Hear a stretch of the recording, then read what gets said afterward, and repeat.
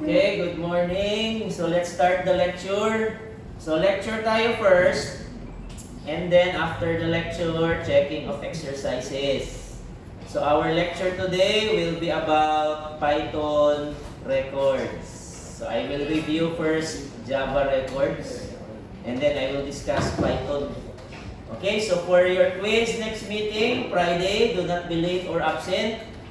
We will cover Python constructors. Ayan, initialization in Python, inheritance, abstract-based classes, and this one.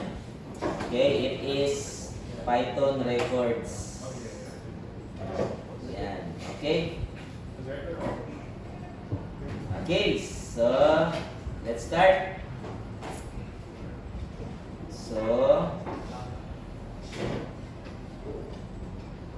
Okay. Ayan, so let us review first Java records. So as you can see here in my previous example, back in midterm, I have here Java records.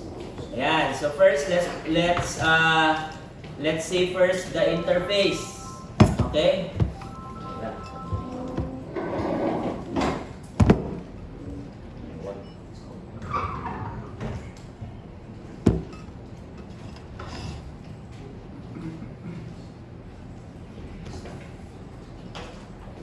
Okay, so let's proceed first sa Java interface. So as you can see here, we have interfaces. Okay? And then we have a method. So meaning every class who implements this interface requires to have a method IDS, which is of type int. Okay. So let us create this in Python. Okay, so Python muna. So, let us, ayan, do just that. Okay. Ayan. So, let's create first so since this is a record, if it's a record, if it's an interface, we need to set an abstract-based class because there's no interfaces. Ayan, there's no interfaces in Python. Only abstract-based classes. Okay. Next is our class identifiable. Ayan, so if it's an abstract-based class, you must set this class as child and ABC as parent.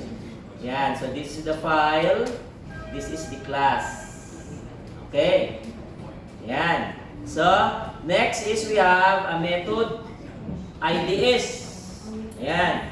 So, since we have a method IDS, and this is an abstract-based class, okay, you need to set abstract method. So, this is required because this method is for abstract, for our interface or abstract class. Ayan. And then we have our method. Okay? And then we're going to specify its data type. So its data type is as integer. Specify it as integer. So this is how we define a method in Python. We can specify a data type. So every time you call this method, it will return an integer. But in this case, since this is simply just an abstract method, so we are not going to create statements inside the abstract method. So there will just be a pass. Okay, so pass. Ayan. Alright. So we successfully converted the Java example to Python, and that's it. Minaw ha. So yan lang ang conversion. Okay, next, let's proceed to record. Okay, so we have here a record. So what does a record do again in Java? This is the record name, and we have here variable parameters or constructors. Okay, so meaning, name, ID, course, and year level are methods. Name, ID, course, year level. These are methods now. That's what happens during record sa Java. And then, records student will allow you to use equals, hashcode, to string. Okay, greet is already a method. Ayan. But you will not see hashcode to string. So if you remove this one, okay, it will still work. There is no to string method since this is a record. And then create anonymous is of type student. So meaning this will return a student. Okay? So by doing this, you're creating a new instance of student, which is a record, and assigning values to these variables, which is in this case also a constructor. Constructor din yan. So we don't have to create a constructor for record. Okay? Ganyan. Alright. So let's convert this to Python. Okay. So, to create a record, you need to use this. Ayan, this is for record. Ayan, there you go. So, record in Python is called data classes. So, this is the file and this is the class. Ayan, okay. So, next, let us define our class as immutable. Okay, meaning we cannot change values to each variables once it is been declared. Okay, that's the purpose of that. If you change this to false, that's the time you can change values. Okay, next is the class student. And this is an implement of the interface. Okay, di ba? So in this case, identifiable is an interface. It's an implement. So meaning you are required to have this method. Okay? Yan. So next, let us initialize the following variables in Python. So to do that, we simply do this. Okay, ganyan. So as you can see, we have the following variables now. We have name of type string, ID of type int. So I just changed this to IDS because ID is a reserved word. So you're not allowed to use that. So instead of ID, I changed it to IDS. And then we have course and year level. So this is how we declare a record in Python, assigning or declaring or initializing the following variables similar to Java. Okay, ayan. So this is required. Next is method greet. Okay, this is our method greet. So as you can see, there is no constructor here. Even if this is a class, there is already a constructor predefined. So meaning, you don't have to create a def init. Diba? That is a constructor in Python, def init. So you don't need to do that. So in this case, we have greet method of type string. Ayan. Okay, so in Python, it's this. How you declare a data type for a method. Ayan. Okay, so it will return a string. Ayan. Next naman, we have a create anonymous method.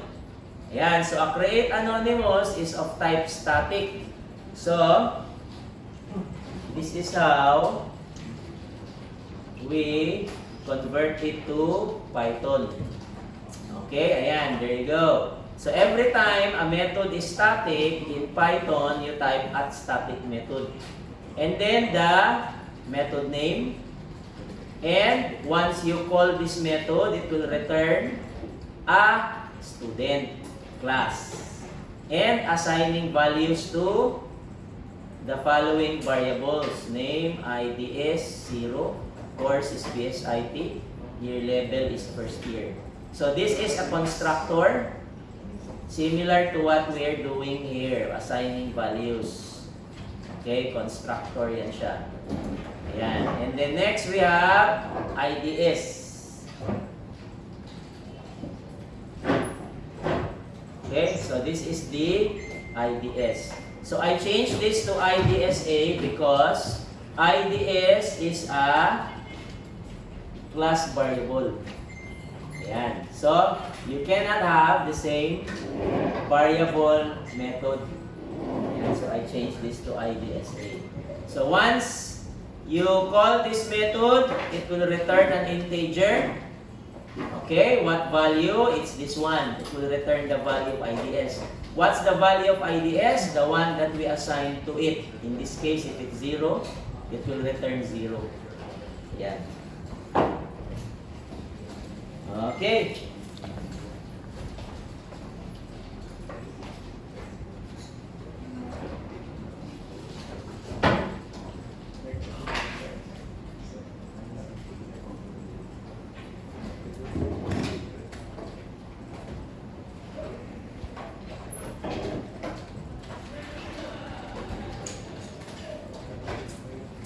Okay, so let's convert this. Next is this one. So let's convert this one to Python. So I will just copy this one.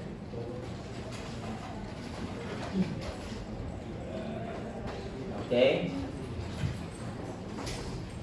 So first, let us create a main. Okay, and then copy.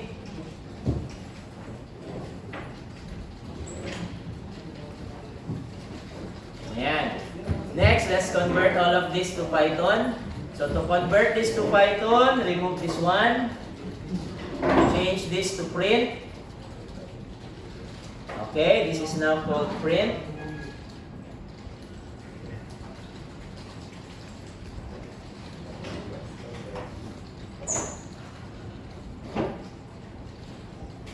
Okay, print. Ayan. And then remove new because this is not required in Python. Okay, so wala yan. This one also. And then remove the semicolon.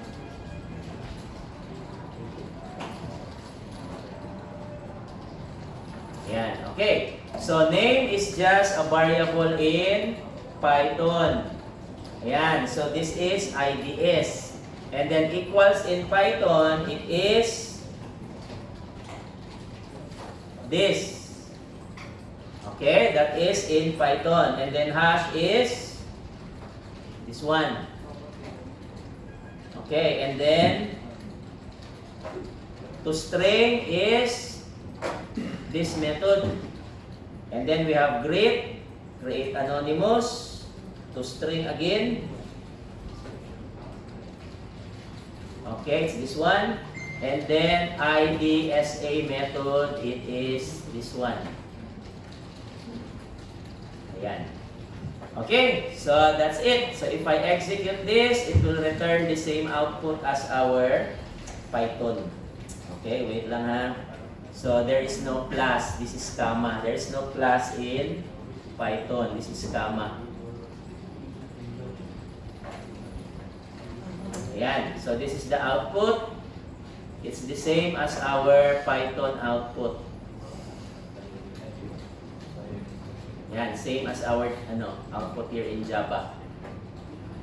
Ayan, okay, so we have the name, ID, false because it's not equal. This is the hash, it's different as Java. We have the string and the anonymous. Ayan, okay. So as you can see, it is the same output.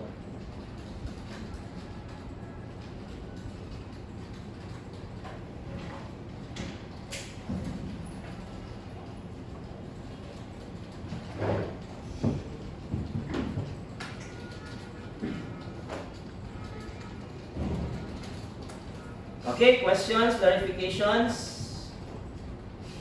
Ayan. So, that's how you convert Python records. Okay, attendance tayo first and then read your exercise for checking. So that will be our quiz coverage next meeting. Okay, attendance, Abalye, Akaso, Agulo, Alcomendras, wala. Alquizar, wala. Aranas, wala. Baduya, wala. Balagot, Baldonado, wala. Banaag, Bandigan, wala. Bandigan, Bantan, wala. Batula, Buhawi, Cabrera, wala. Cali, Carcalias, Celeridad, wala. Sinisa, Chavez, Clarabal, Coreses, wala. Lagunsa, Nilos Reyes, Donton, Doromal, wala. Escalada, wala. Escuadro, Grande, wala. Ignacio, Jacobo, Ardiel, Layos, wala. Layos, Lumanas, Naaloy, Macrohon, Managbanang, wala. Managbanang, Manipbil, Medellin, wala. Medellin, Resurrection, wala. Yes. Pa-check. Wait lang ha, balik lang ko. Madali, mga 10 minutes. Nalabay lang. Madali lang. Balik lang ko ha, mag-check ako.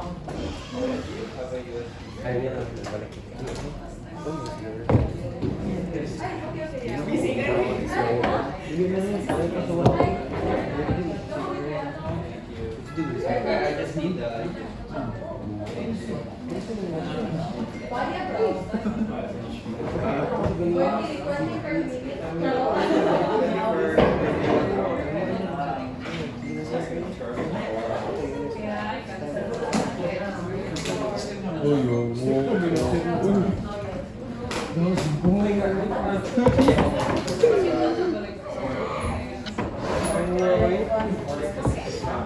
Dawag na po kay Tiyaw. Ay.